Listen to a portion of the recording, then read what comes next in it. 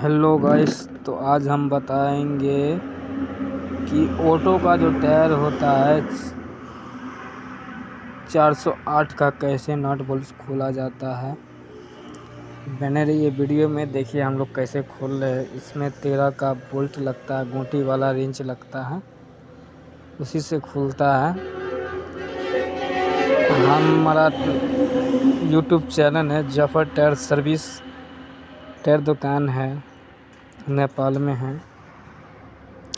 आप लोग कहाँ कहाँ से देख रहे हैं कमेंट करके बताइए।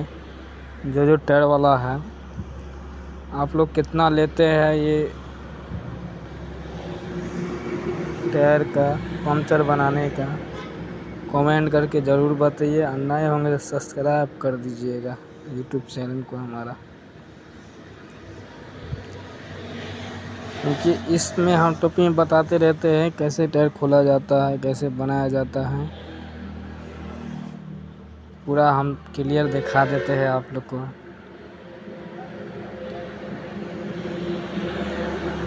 आप टायर वाले हैं, कौन कौन सा कहाँ कहाँ पे दुकान है, कमेंट करके ज़रूर बताइएगा। और फुल वीडियो देखिए, लाइक फॉलो सब्सक्राइब सब भी कर दीजिए।